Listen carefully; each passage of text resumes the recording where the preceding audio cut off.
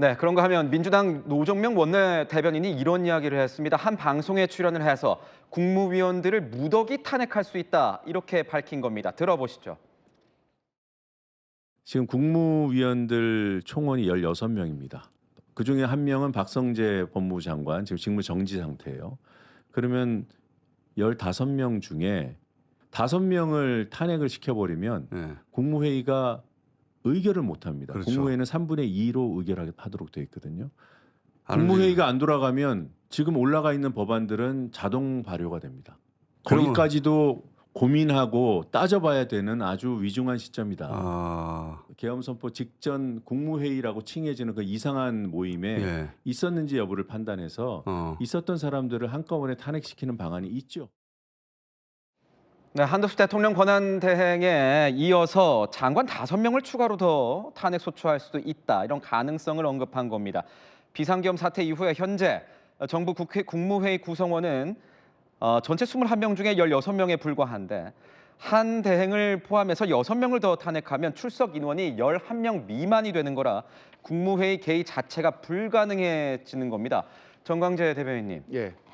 이 상황, 민주당도 공개적으로는 거리를 두고 있습니다. 개인 의원의 의견이라고는 밝히고 있는데 이 상황에 이런 가능성에 대해서는 어떻게 보십니까? 무정부 사태가 되는 것 아니냐 이런 우려도 나오거든요. 사실상 민주당이 정말로 우리 대한민국을 무정부 상태로 몰아가고 있는 것 아니냐 이런 원내대변인의 논평도 내놨지만 지금 그럼 민주당의 의견에 따르면 탄핵하지 않고 민주당의 의견이 따르지 않으면 탄핵하겠다 이 정도밖에는 읽히지 않는 거잖아요.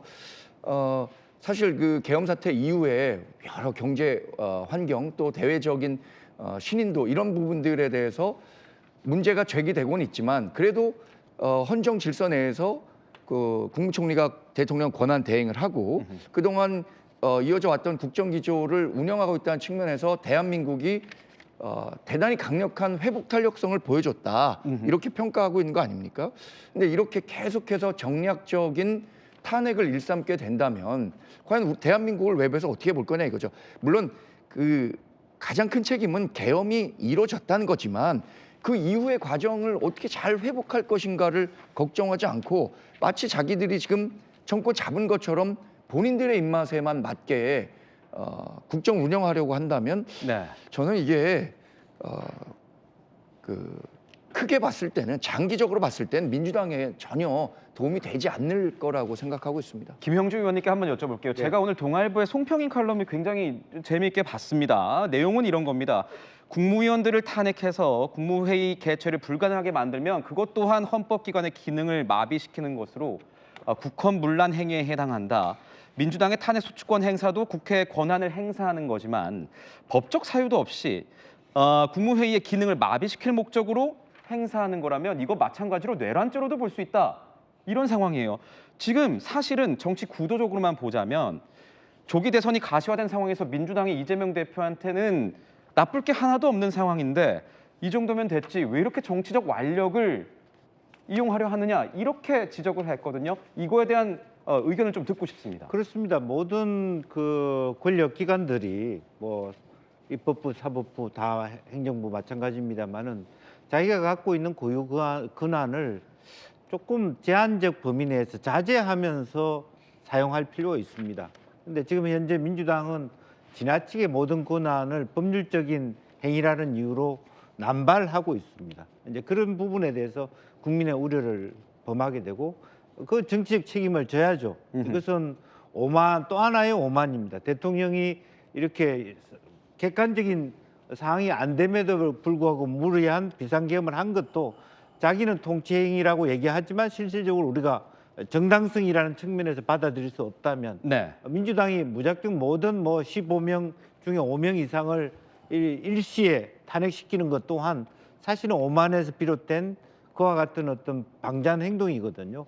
혹은 헌정 질서에 무란 행위입니다. 그것이 아무리 합법적 공간에서 할 수 있다 하더라도 민주주의 원칙은 법으로만 이루어지는 것이 아니라 서로 간의 견제와 균형 속에서 또 자기가 가지고 있는 권한 자체를 최대한 자제하면서 하는 그게 대화 정치의 부분인데 대화가 실종돼 있고요. 그래서 여야가 격돌하고 그 단초도 사실 대통령께서 국회를 안 왔기 때문이다.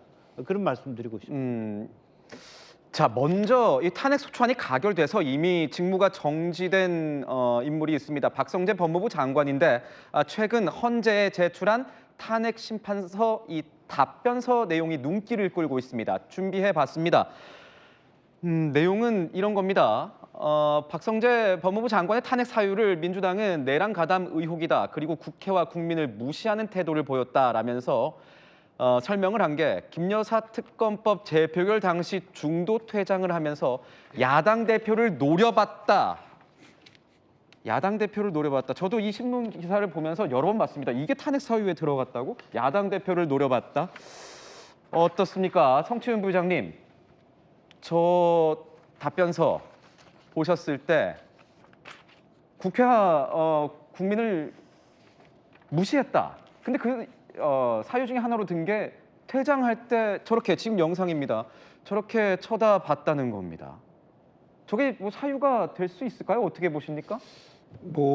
그러니까요. 그러니까 박성재 법무부 장관이 그 다른 걸로도 충분히 국회를 무시하고 있다라는 것을 표현할 수 있었을 텐데, 예, 저희 당 대표를 쳐다본 것을 굳이 저렇게 기재한 것은 제가 봤을 땐 그렇게 적절하지는 않은 것으로 보여지고요. 근데 그럼 말씀드리고 싶은 건 그겁니다. 저희가 민주당의 입맛에 맞지 않는다고 해서, 우리 말을 듣지 않는다고 해서 그 국무위원들에 대한 탄핵 소추를 지금 진행하는 게 아니거든요. 왜냐하면 지금 대통령을 지금 내란죄 혐의로 저희는 지금 재판을 받고 있는 상황인데, 그거에 대해서 국무위원들의 책임은 없느냐라는 걸 계속 문제 제기하는 겁니다. 왜냐하면 비상계엄을 선포하기 위해서는 국무회의를 열어야 되고, 거기에 한덕수 국무총리를 비롯한 국무위원들이 참석을 했고, 오히려 이 그 내란을 위한 비상계엄을 위한 명분을 제공해 준 것 아니냐라는 문제 제기를 하고 있는 겁니다. 왜냐하면 지금 계엄법에 따르면은 이 포고령을 발표할 때 포고령에는 5명의 국무위원이 무조건 사인을 해야 됩니다. 국무총리, 법무부 장관, 기재부 장관, 국방부 장관, 행안부 장관, 이 5명의 사인이 무조건 들어가야 되는데, 일단 법무부 장관은 본인이 사인 안 했다고 밝히고 있는 걸로 봤을 때, 그럼 다른 국무위원들은 어떤 역할을 했는가? 그리고 역할에 따라서 방조죄가 될 수도 있는 것이고, 왜냐하면 내란죄 자체가 지금 전 경찰청, 조지호 경찰청장이나 이런 사람들은 중요 임무 종사자로 지금 구속이 돼 있는 것처럼, 단순 가담자들 역시 이 과거의 판례들로 봤을 때 아주 조금만 일부에만 참여를 하고 동조를 하더라도 그거는 내란죄에 해당이 됩니다. 그렇기 때문에 이 5명의 국무위원 역시 저희가 봤을 때는 충분히 혐의가 있다, 충분히 혐의가 짙다고 보고 있는 것이기 때문에, 물론 이 법원의 판단에 따라서 이 사람들이 어느 정도의 책임이 있는지는 봐야겠지만, 민주당 입장은 그런 거기 때문에 지금 이 그 국무위원들에 대해서 이거를 진행을 안 하면 탄핵할 수밖에 없다라는 주장을 하는 것이고요. 그리고 민주당이 자꾸 무정부 상태를 만든다고 말씀하시는데, 사실 만약에 한덕수 권한대행 그리고 이후에 또 만약에 탄핵 소추가 되면 국민의힘 주장에 따라서 임명하지 말라라는 게 이게 이어지잖아요. 그러면은 그야말로 그게 무정부 상태가 되는 겁니다. 왜냐면은 지금 6명의 탄핵 헌법재판관 중에 2명이 내년 4월 18일이 임기 종료됩니다. 그렇게 4명이 되면 심리가 정지됩니다. 그렇게 되면 윤석열 대통령 남은 임기 동안 그냥 직무정지 상태로 헌법재판소의 판단을 받지 못한 채 그냥 쭉 이어져야 됩니다. 그러면 2년 동안 한국은 대통령 없이 국정 운영을 해야 되는 상황인데, 그런 거에 대해 그거야말로 무정부 상태이지, 어떻게 그것을 빨리 해결하라고 주장하는 민주당이 무정부 상태를 추구하고 있다는 말씀은 저는 납득하기 어렵다라고 반론하고 싶습니다. 내란죄 같은 경우에는 이 혐의가 광범위하게 이제 적용을 하기 때문에 여러 가담자들도 혐의가 있다고 볼 수는 있는 상황입니다. 다만 재판 결과가 나와야겠죠. 지금 보신 것처럼 여러분에게 평가를 맡겨야 될 것 같습니다. 박성재 법무부 장관의 탄핵 사유, 그거 하나뿐만은 아니겠지만 그 사유 중에는 분명히 들어가 있습니다. 야당 대표를 노려보면서 나간 게 사유의 하나에 들어가 있습니다. 여러분은 어떻게 판단하실지 모르겠습니다.